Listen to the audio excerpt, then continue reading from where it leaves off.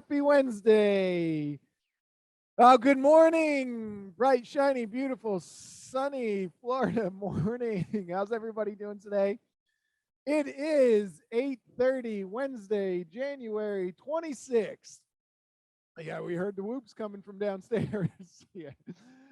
All right, so today's topic, what we're going to talk about, give you an overview, and then we'll jump in and start discussing.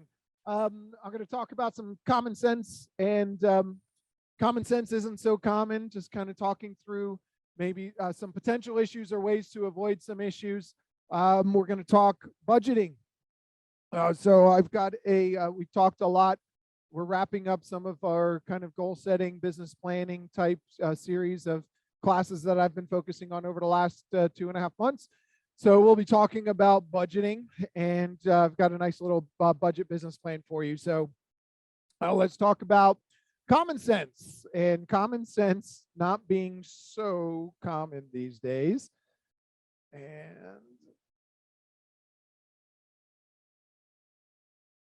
all right, so this is a little bit of, let's say etiquette and common sense, because there's a couple things in here that we'll talk about that are also like etiquette, just the right thing to do to try and just be a little more professional and communicate more clearly. So I got a list of things here. Some of them are, again, common sense issues and things to try and avoid, and then other things are slight etiquette. So let's talk a little bit about these and just kind of go through this. So number one, septic issue. So I couldn't type it all because there's a lot to type here, and I just want to talk to you about some of the issues. This is about disclosure and why. This is what you don't want to do, what you do not want to do as far as having a seller not disclose. So we have a buyer who is under contract for a property. They're buying this property, and the property has a septic tank. That's all that was disclosed. There was a septic tank. There was nothing else disclosed on there. We were aware there was septic. That's it. Go through, do our inspection. Everything is fine. They did not do a septic inspection, but they did their home inspection, and everything was fine. The toilets, the water, everything drained fine. Everything worked well. There was no concerns or issues. What we come to find out, when the appraiser goes out, the appraiser and the title company around the same time found that this property was slated to be transferred over to county sewer. So it was going from septic to sewer. In the midst of doing that, the title company is asking the seller, hey, we see it slated in here, and we see that there's going to be an $11,000 lien on the property. What do you know about that? The seller basically says, oh shit, dang man, well, basically, and says, well, just take it out of closing. I'll pay it out at closing. And this is the buyer. Our buyer still has no idea about any of this yet.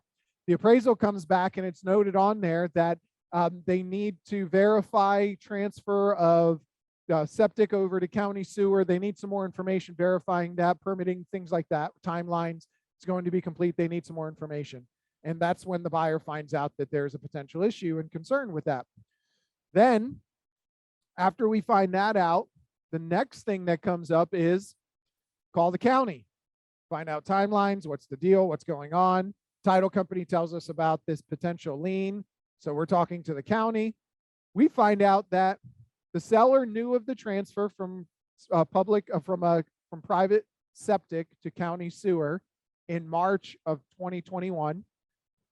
He had until March of 2022 to pay an $11,000 fee for the transfer. Once you pay the fee, they get it on the schedule to make the transfer over from your private septic to county sewer. He did not disclose that. He did not disclose that there was an $11,000 fee. He did not disclose the timelines that it was going to happen, didn't disclose any of those things.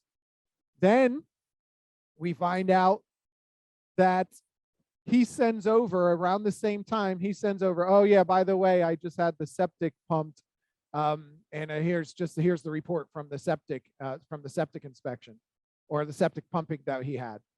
The septic pumping was from October. We have a contract that became effective in the middle of November. So he had the septic serviced and pumped in October. And on that report, it says the drain field is failing and needs to be replaced.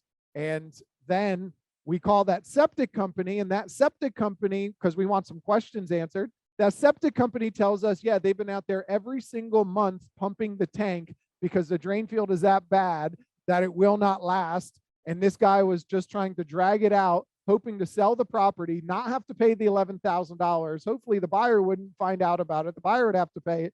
All of this stuff happening. That is a huge disclosure issue. Now, I know that's a long story, but the bottom line is you need to disclose. If you know of any of those things, you need to disclose. But that's just common sense. I know that the drain field is failing. I've had the septic company out here once a month pumping my septic to make sure that it doesn't overflow in the yard and that the drain field doesn't get overworked and collapse. I know there's an $11,000 fee. I've known about it for the last 7.5 months. I know this, I know this, I know this, and I have not disclosed any of it. And I'm hoping to get away with it. Well, it didn't work out well for them. It's always going to come out in the wash. So disclose, disclose, disclose. That's just common sense. When you know those things, you have to disclose those things. So that's one thing, common sense. Another thing is, next one is more of like an etiquette thing that I want to discuss. Set up an autoresponder on your Android or your iPhone. Set up a predictive text, set up an auto reply text. Whenever you get a call, if you can't answer your phone, pet peeve of mine, standing in a room or sitting down meeting with a few agents or in a training with some agents, the phone rings and the phone keeps ringing and ringing and ringing, and they don't answer it. And they look at it and they don't answer it. They don't silence it. They don't answer it. They don't hit an auto text reply responder to it. Nothing. They just let it ring and ring and ring. It's only 10 to 20 seconds that it's been ringing. But I think, in my opinion, we should all have, as a courtesy, an autoresponder on your text. You can set it up on both your phones. When someone calls, you can hit a button and you can have predictive texts. You can create your own, or you can use the ones they give you. I'll call you right back. I'm on the other line. I'm in a meeting. I'll get back to you as soon as I can. Please text for quicker response. I make sure and do my best anytime somebody calls me. If I can't answer, I hit an auto text responder. So at least they know I saw their call. If your phone rings and rings and rings and rings, and how many of us really check our voicemails? All the time. And then once you check your voicemail, how many of us delete the voicemails and clear it out? I call plenty of you and I get your voicemail and it says the voicemail box has not been set up, or your voicemail box is full. Goodbye. And you can't even leave a message. That's not very professional. It doesn't come across very well. So set up an auto text reply, auto text responder. They're still going to get the voicemail prompt. They can leave you a voicemail, and make sure that you're going through your voicemails, checking them, deleting them, and clearing that out. It's just the proper etiquette. And I tell you that if I have not responded to you within about an hour, please shoot me another text. So I just want you to know that I saw your message and I will get back to you as soon as I can. I just think that it's just a simple etiquette thing to put in an autoresponder. If you're a professional and you want to make sure that people know and they feel like they're being serviced and they're being heard when they call, don't just ignore the phone call and then say, I'll call them back. At least if you get a text response, they know that you saw it. Otherwise, they're going to be sitting there wondering, oh, yeah, did he see it? Did he get the message yet? Did he hear it? Are they going to call me back? Should I try calling again? What's the deal? What's going on? We just don't want to leave them out there in the dust. So that's another one. Another thing that a practice that I'll do every couple hours, and definitely at the end of the day, go back through your phone, go back through your texts, go back through your phone calls, and make sure you got back with everyone that you were supposed to. Check your email, check your text messages, check your phone calls. I just go from phone calls, I go all the way down to on your phone. It'll tell you today, this morning, time, whatever it was. Just go back to where it starts with yesterday, and I start with the ones from today. Make sure that I'm looking. Did I get with everybody? Did I get back to everybody? Check my voicemails. Go to my text messages. Did I forget to reply to somebody? Did everybody get a response? Did everybody hear what they were supposed to get from me? Go to my emails. Did everybody get a reply to the email? Is somebody going to be waiting? It's, again, just a simple professional thing, a simple etiquette thing. Make sure you get back to everybody so that you don't leave people hanging in the wind. Another one. Pick up your phone. And I don't mean when people call like I talked about. Pick up the phone and call. This is becoming very, very, very prevalent. Yes, you have to understand your consumer. Communicate with them the way they communicate. I get that. But there's certain things that even if they are a texter, I'm not going to text them. I'm going to text them, I need to speak with you. When is a good time? I'm not going to text them everything there because they're going to take it. The text message is received and it is perceived in the mood of the recipient, not the person who sent it. So I could be in a perfectly good mood and I could be perfectly fine wanting to tell them about something, and I start typing it, and the person on the other end is pissed off, angry, upset. And what I said was not a big deal and it wasn't huge, but they took it as it's a huge deal and they get even more upset. And next, you know, we have a problem when we didn't have a problem in the first place. We need to pick the phone up more. I'm talking to a lot of you about what you're doing in your business, and it's like, yeah, I said, well, when did you call them? Oh, I called earlier. I called earlier today. Well, I tried calling a couple times. I said, okay, did you call or text? Well, I texted. Stop saying you called them if you didn't call them. You texted them. And there's a huge differentiation between the two and the communication that you're getting. If you have not called them, pick up the phone and call them. There's a lot of things that really need to be communicated.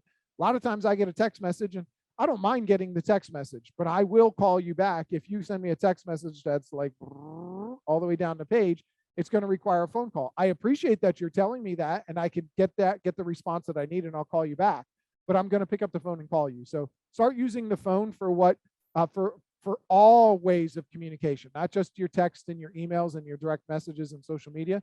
Pick up the phone and call people. You really need to start communicating a little bit more clearly, because 9 out of 10 problems that I have whenever I have to talk to a consumer about one of our contracts or issues, and you know, it's not very often, but 9 out of 10 times it's because there was a lack of communication.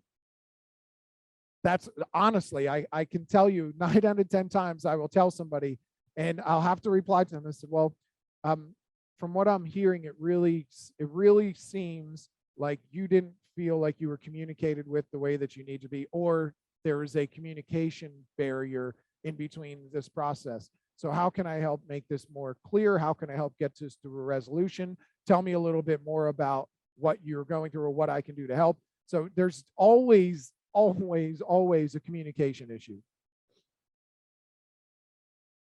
Okay, now here's another thing, common sense.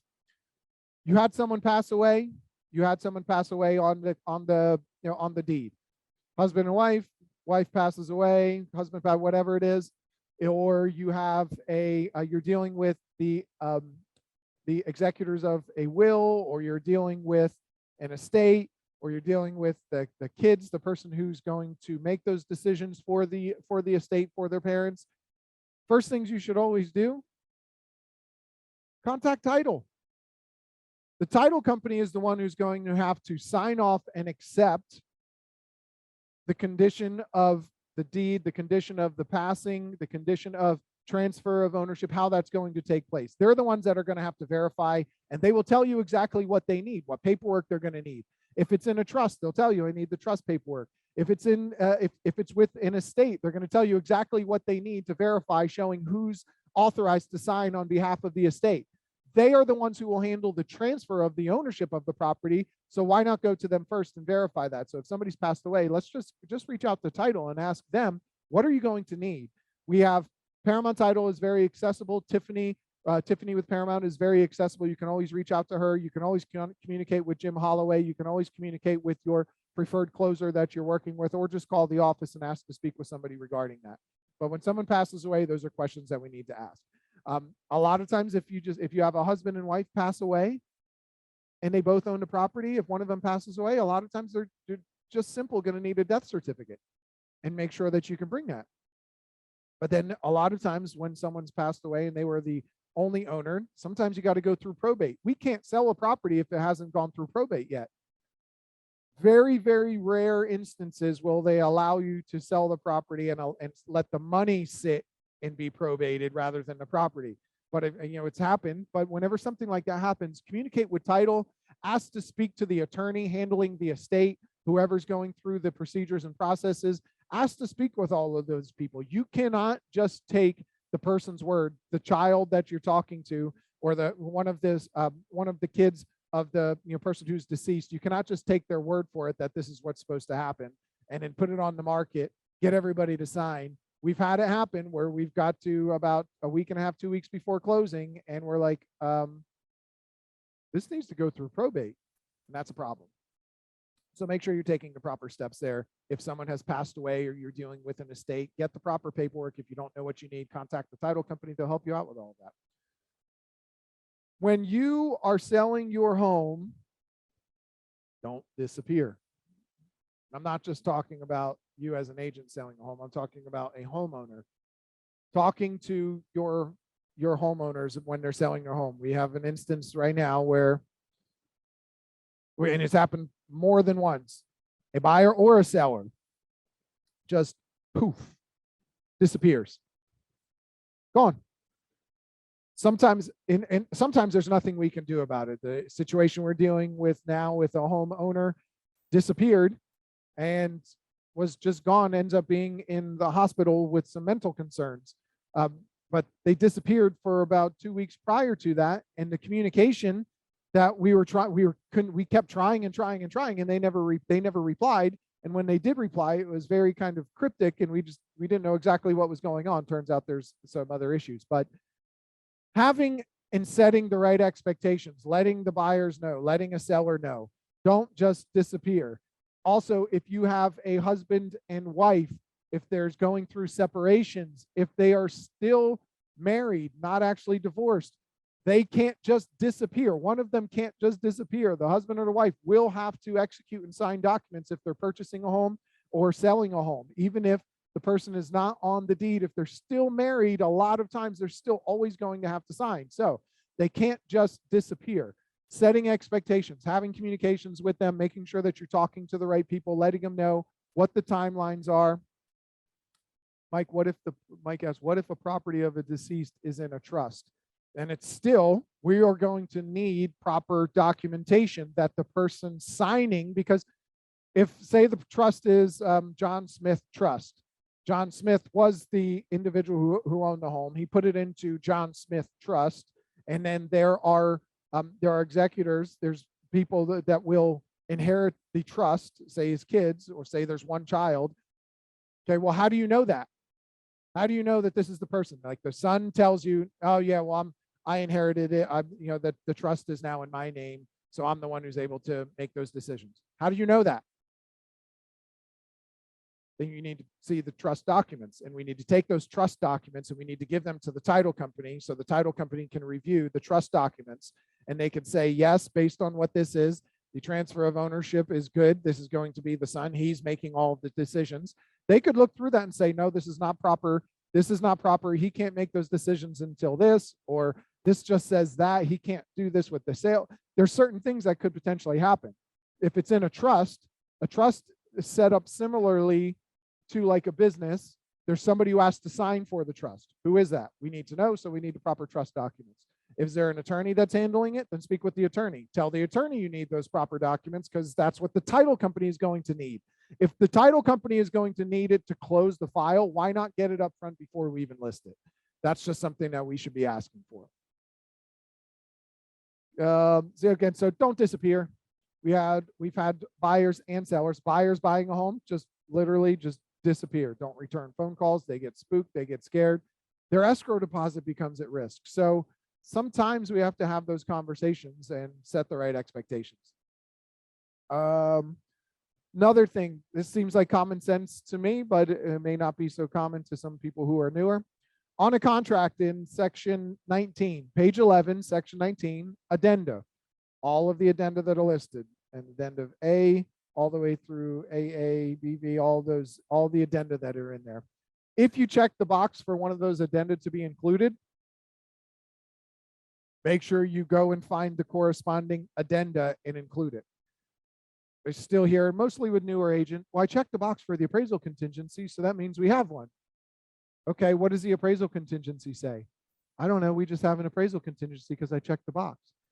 No, you check the box stating that this addenda for the appraisal contingency, this separate document and page, is now included in this contract.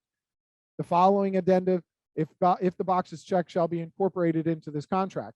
So now you went from having a 12-page contract, check the appraisal contingency box, you have a 13-page contract, and you need to bring that appraisal addendum and connect it and have it signed and filled out by all the parties. Seems pretty simple, but we still run into that. We still see people that are checking the boxes, but not including the addenda in the offer.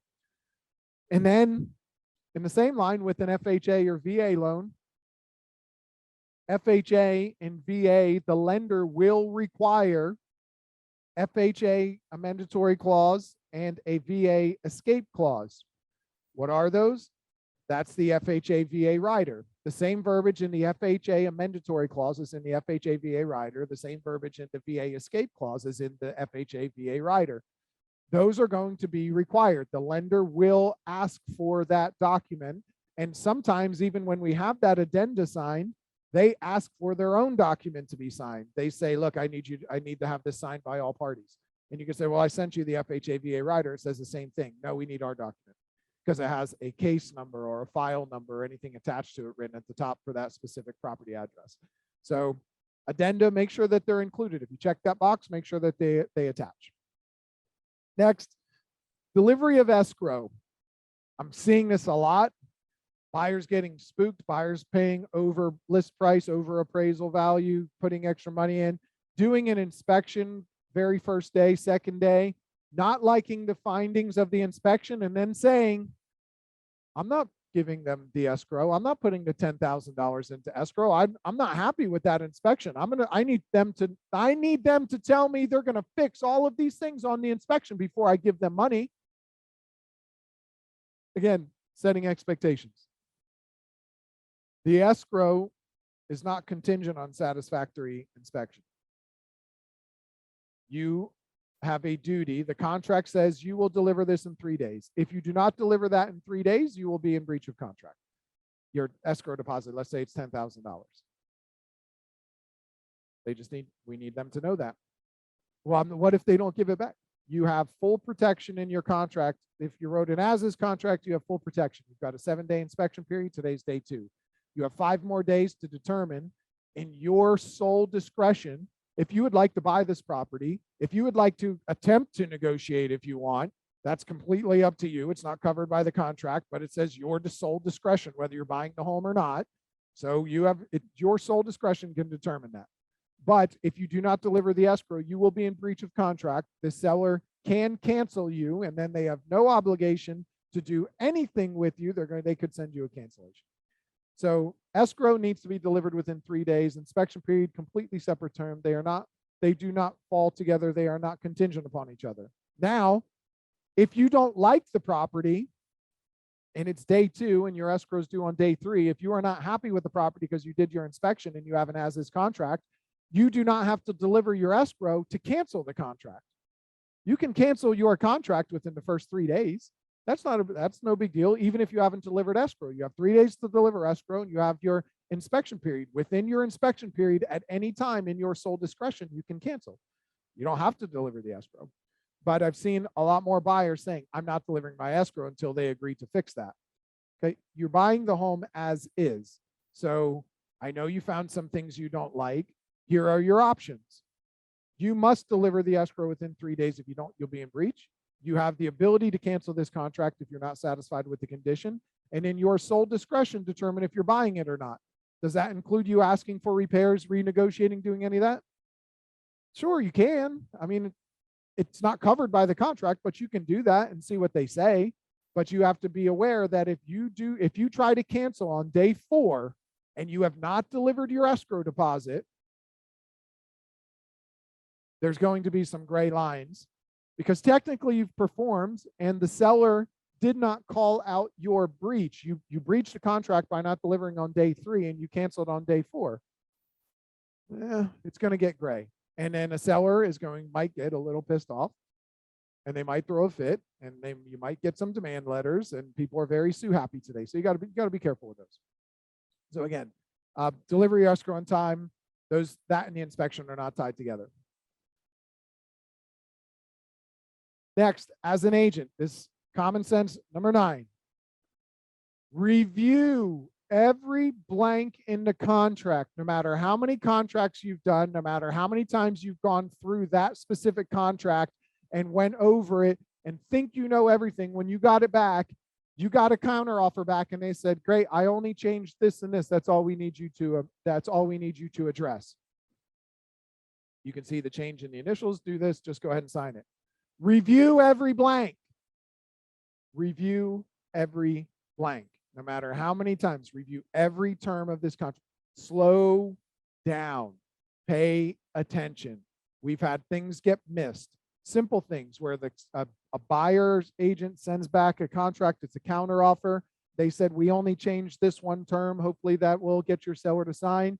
And what they did is they changed that one term on the contract, but they also changed something else. Whether they didn't tell us intentionally or not, they changed something else. It wasn't a huge deal.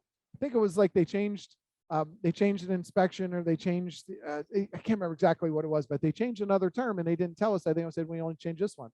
And when it came down to it, our agent, well, I thought this was what it was. Did you review it when you got it? No, but they only said they changed that. Got to pay attention. That's on you. You're the professional. You're the one who has to slow down, review every term of that contract, every blank. Yes, there's not a ton of blanks. When you put them all, they're all on one page in our contract intake form. They all fit on one page. All the blanks fit on one. You can go through, and most of them are if left blank, and they're not huge things, but you need to pay attention to them.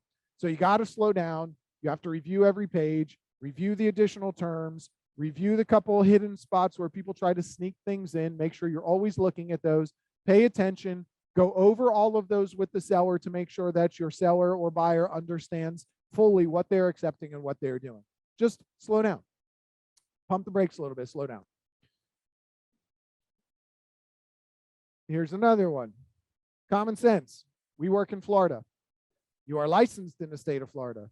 We write contracts on Florida contracts, accepted by the Florida Association of Realtors and the Florida Bar. They've been approved by them. There's also the CRISP contract, the contract for residential sale and purchase. That's a Florida Association of Realtor contract.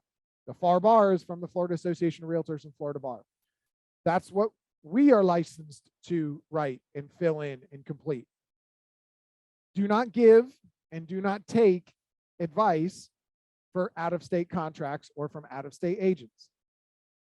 We see this a lot. There's a lot of people moving to our state, and there are buyers and there are agents that will call you and talk to you about their buyer who's moving here, or that's selling their property there, moving here. If somebody's selling, well, that didn't happen here. When we did this in this state, we just went through this where our property isn't even closed yet, and they did this. Well, that might be the way it is in New Jersey, New York, Colorado, wherever it is, but that's not how the contract reads here. I understand that might be what you're used to there, but you can see right here, the contract, the legally binding document here says this, and that doesn't happen here. And some people get pissed off. And some agents like to call and start bullying you around about certain terms and things and the way things are happening. They are not Florida licensed agents. So you can have a conversation with them, but if you have any questions and someone's telling you something or doing something, they're advising you or telling you from outside of the state, let's communicate, let's talk, let's make sure that we're getting through the right terms of our contract and make sure that there isn't any discrepancies between what they're telling you and what we're doing and what we're saying to, because we also don't want to advise a buyer who's buying a home here on their sale of a property out of state. We can't do that. And we don't want to end up in the middle of a problem or advise somebody legally on a contract that we aren't even licensed in that state. Number one, as an agent. Number two, we're not legal counsel. We don't want to advise them legally on what to do on an out-of-state contract, because that's what we would do here on this contract. You need to talk to your agent. If you don't feel comfortable with the agent, talk to the broker. If you don't feel comfortable with the broker, get some legal advice. I cannot advise you on that. The only thing I can tell you is here in this contract, this is what we're doing here because this is what our contract in this state says. But if you have any questions about your contract, please contact your agent, your broker, or your attorney from that state, please. So please don't advise on other contracts from out of state. And also, when you have a buyer who may be selling a home, even if it's in Florida, and they're selling a home in another city, another county, and they have another agent, be very careful what you do. You are not the agent of record for that. You are not the broker, and you are not to be advising them on what to do with their contract. People will ask, and you tell them you need to talk to your agent. I can tell you what this legally binding contract says word for word, but that's all I can tell you. I cannot advise you on what to do with that. That needs to come from your broker, from your agent. You need to have some discussions with them so you fully understand, because I don't know if anything was changed on that contract. I'll send you a copy of it. I don't want a copy of it. I don't want to get in the middle of it. That's not my place. You need to discuss with your agent or broker. They're the ones who have your representation. So also be careful with bully agents stating I've been doing this for years, along with agreements not within the four corners of the contract. That's right. So yeah, some agents will try to bully you because they've been doing this for a while and they know what they're doing. I've done this forever and I can do this and I can do that, and you need to do this and that's not going to happen, and you need to tell your buyer, and you need, just be careful with that. If you have someone doing that and you don't feel comfortable, reach out to us. We'll help you. We'll talk to you. We'll walk you through it. We'll even get involved in the communication if you need to. Okay. Don't take advice. When you are buying or selling a home for yourself, personal property, be absolutely certain that you include addendum AA. That is the licensee's disclosure of personal interest in property addendum. You holding a real estate license have more knowledge than the public. That's a statement that being a licensed real estate agent, you have more knowledge than the public. You went through a 63-hour course, so you have more knowledge than the public. And the public needs to know when they're dealing with a licensed realtor who has more knowledge than them, who potentially could put them to a detriment that might have made them make a different decision if they knew who they were dealing with. If I had known this, I would have done that differently. That's what you always want to avoid and you don't want to hear. So if you're buying a property for yourself, always, always, always, always disclose that you are a licensed real estate agent acting as the buyer. Easiest way to do that is addendum AA. If your spouse is buying a property and you're not on the contract, but you're representing them, maybe I'm going to write a contract and my wife's the one that's going to be on the contract. You must disclose that you have a personal interest in the property because your spouse is buying the property. You are representing them, and you're going to negotiate differently and act differently. And that part of the general public is dealing with somebody who is representing somebody who they have personal interest in the outcome of this contract. So they're going to do things differently, and they need to make sure that they have the advice that they need. So always, always, always disclose. Make sure you disclose when you're selling your property. Make sure you disclose that the licensee's disclosure of personal interest in the property that you have a personal interest in the outcome of that sale. You should probably even do it with family. You help your parents sell a home. You help your grandparents sell a home. You need to disclose that you have a licensee's disclosure of personal interest in the property, and the licensee selling the property is related to the seller, is related to the buyer. You need to make sure they have that disclosure. When in doubt, disclose. Do I need to disclose that they're my best friend? No, unless you have a personal interest in the purchase, meaning you're going to be a buyer or you're part of the LLC that's buying the property or something like that. You do have a personal interest then. Licensee is a member of the LLC purchasing the property. You need to disclose, disclose, disclose. You never want to hear, if I had known this, I would have done that differently. So make sure that that is always discussed.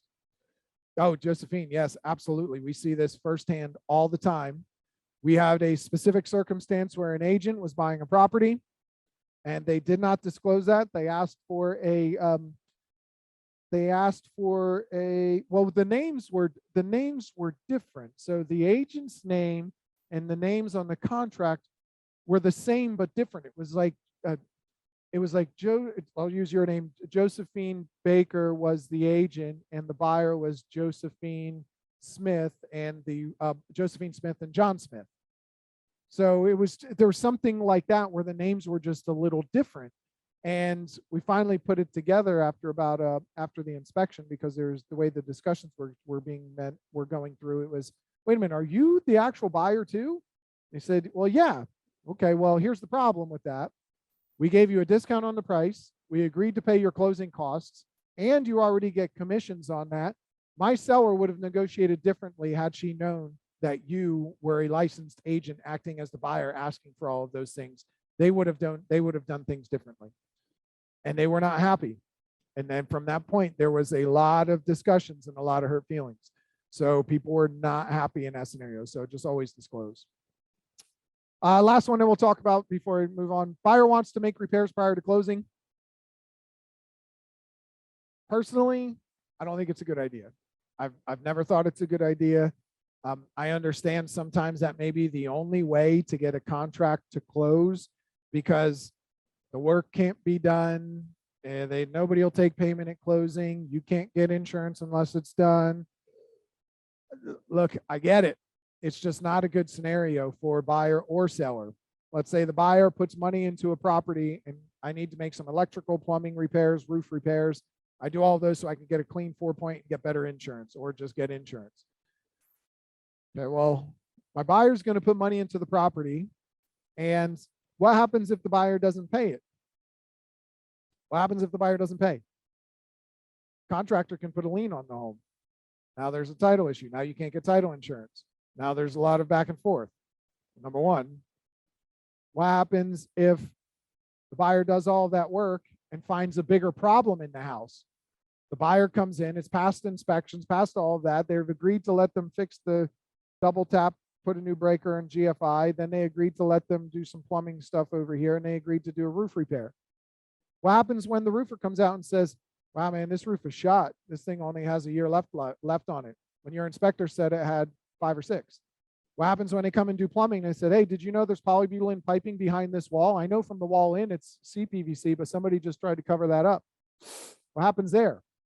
What happens when they find aluminum wire? What happens when they find bigger problems there? And now who's responsible for that? Your inspection period is up. The seller, if they didn't know, they can't disclose it. Who's got to fix it?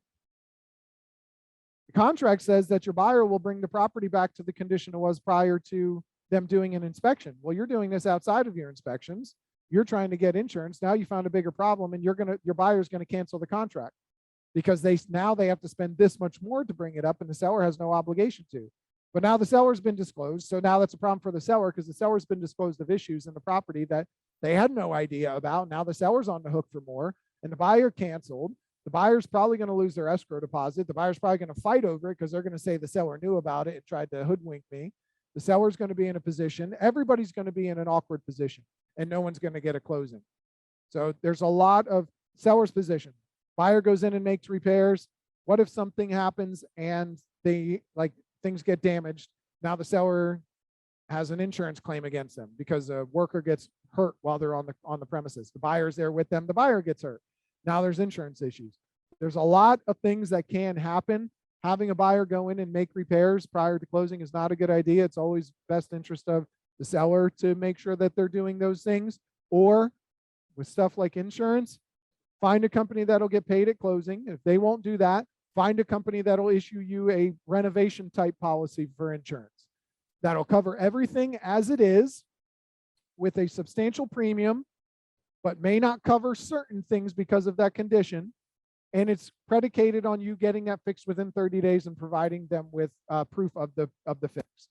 A lot of insurance companies are going away from that because of the risk, but that's something that you can do. Look for a renovation style policy, and that could potentially help get you through. Lots of shady agents wanting to make special arrangements outside of closing. That's another thing.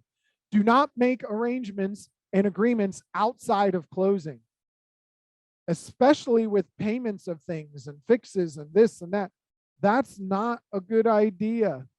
It is not a good idea for them to make arrangements outside of closing. And if they do, I want no part of it. If you're going to agree, well, I found the seller's number and I called them and I asked them and they said I can put my stuff in the garage. Or I called the seller and I asked and they told me that I can come into the property, I can make all the repairs that I want, I could put the new floors in, I could get it done. So that way when I close, my home will be ready and I could just move in. The seller said I could do it. We've already talked about that. Ooh, big problem. Big problem for me. Again, what happens if? There's a lot of what ifs. I mean, there's possibilities that nothing happens, but what happens if? So I would say, look, well, you need to put all of this in writing. This needs to be, you need to have a contractual agreement. You guys need to agree in writing that this needs to happen, that this needs to happen, that needs to happen. Seller's going to give me $3,000 outside of closing, so that way we don't have to deal with this with the loan, and making sure that there's this credit there and the lender doesn't this, that, and the other. Okay, well, that's mortgage fraud, because you typically are always going to sign a document stating that there are no other agreements other than the one on the contract and what's been disclosed to the lender and title. There are no outside agreements for payments, for mortgages, for private loans, or anything like that to happen. And then you're going to have agreements outside of closing. So there's a lot of problems with doing that. Phil with Florida Best Quote just did this for me, like a renovation type policy. You can find certain insurance companies that have plans like that. There's certain insurance companies that insure flips. They will insure the property with certain conditions because due to a flip. And a lot of times there's no flooring, the electric's bad, plumbing, all of these things are bad, and they can put insurance on it to cover certain things. So you can get certain types of policies that'll cover things with the predicate, with the assumption that it's going to be fixed at least 30 days prior to closing. So keep those things in mind. Those are things that you want to pay attention to. All right, switching gears, let's go. And so we've been talking about budgeting, talked about goals.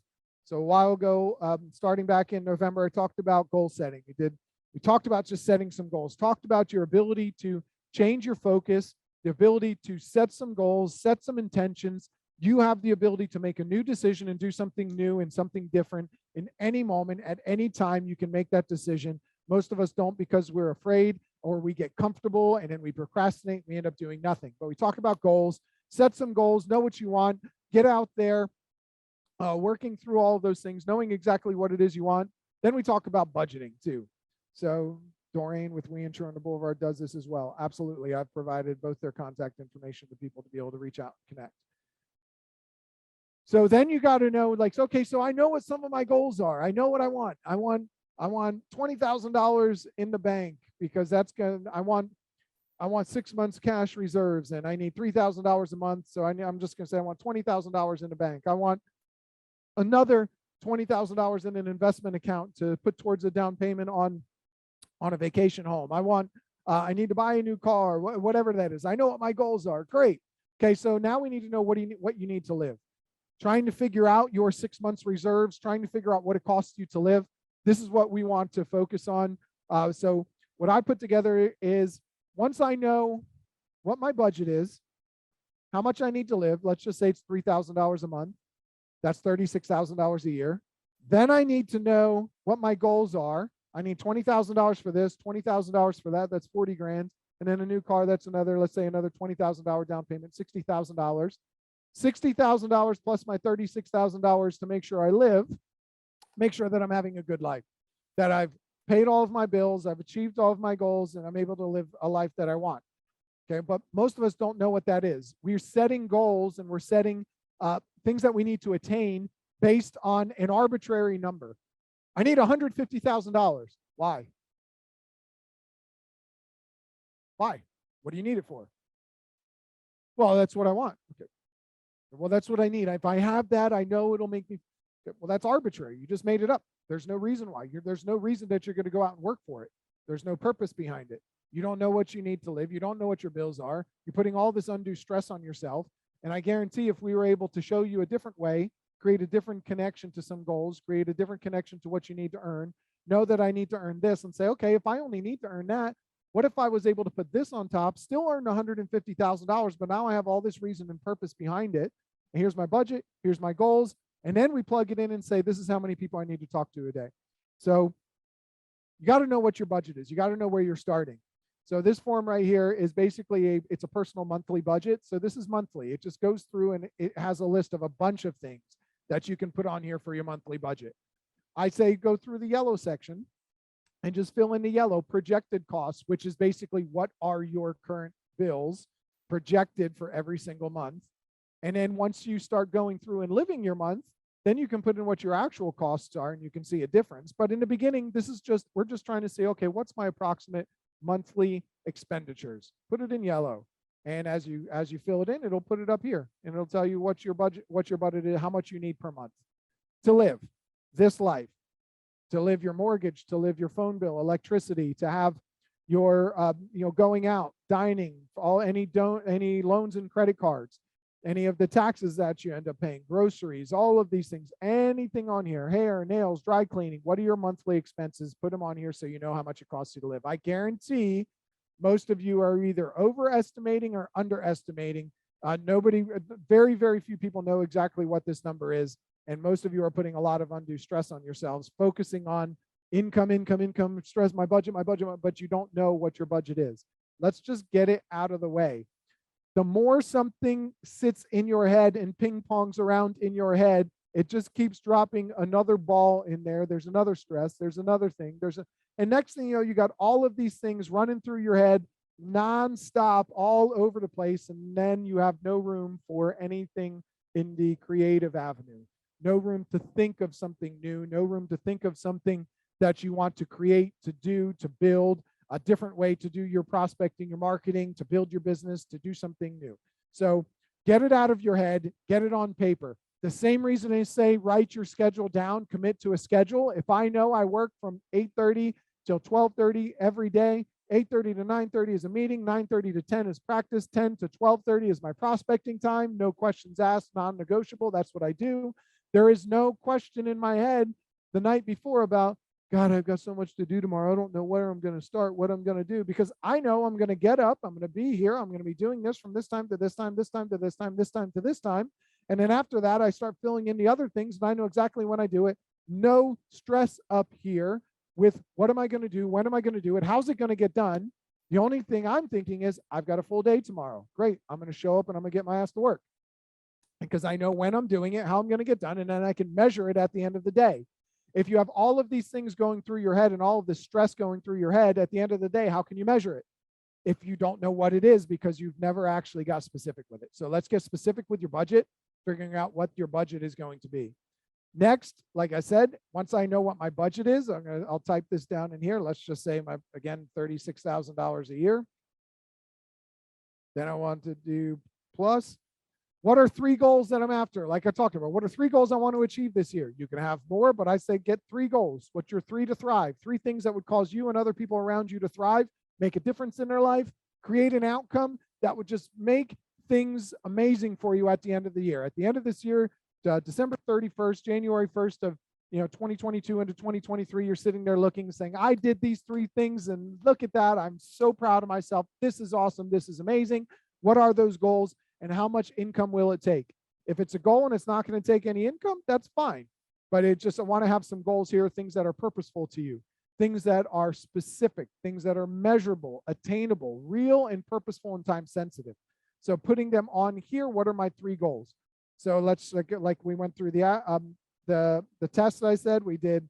I want a new car, I want an investment property, and I want 6 months cash reserves. That's 20,000, 40,000, 60,000. So plus $60,000, and I'm going to just say equals, that's going to be $96,000. All right, so I need $96,000 this year, and I'm going to come here to adding it all up. What are the funds that I needed? This is just from page 2, so I'm going to need $96,000. Right? If I need $96,000 to live the life that I want, if I'm on a 70% commission split, I need to earn gross $137,000. That's what I need to earn to take home the approximate $96,000 from my check, the net from my check, with your average commission check of $9,800. And it's going to take about 14 deals to do $137,000 and earn $96,000 to take home. So $100,000 a year is going to take me approximately 14 deals, 14, 15 deals. How many of you thinking about doing $100,000, or this would actually be GCI of $140,000, thinking of doing $140,000, have thought that you needed to do 25, 30, 35 deals to do $100 and some $1,000? A lot of us think we have to do way more than we really have to do to get the goals and outcomes that we want. So you have to know what the outcome is that you want. You have to know what it's going to take to get there and what you'll have to produce to get that outcome. So, and I know that if I'm going to do 14 deals a year down here, based on the algorithm that I put together, you're going to need to make 10 contacts per day to be on track to do 14 deals per year.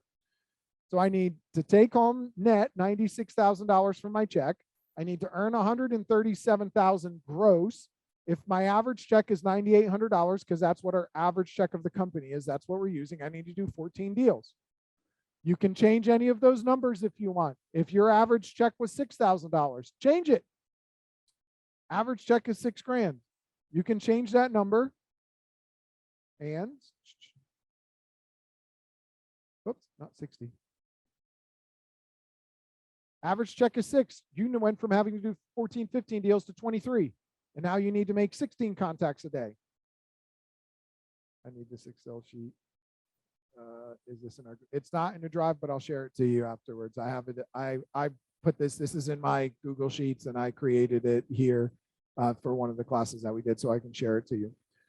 So I know if I need $96,000 and I need to earn GCI 137, and I changed my commission check, my average was $6,000, I need to do more deals and I need to make more contacts, right? I'm going to change this back because this is what our company average is based on all of the $50,000 mobile homes and all of the $1 million plus homes that we sell. The average commission check is $9,800. So I need to make 10 contacts a day, and I do 14 deals a year to be on track to make what I'm looking at. If these are the numbers that make sense, because I have my budget, I have my goals I'm after, which told me I need to earn and take home 96,000 net out of that. And then I will get my gross, my average check, number of deals. Then I need to know, when the hell am I going to work? So I recommend coming in here. Like I said, when you get this out of your head and you put it on paper, and all you have to do is change one of these dates. If we change this to, what is it, 126, 25, 24, 124, it will change. Should change the other ones. Oh, sorry, changing in the wrong spot. Week of January 17th. If I change this one, week of January 24th. No, it's good. I need to redo that.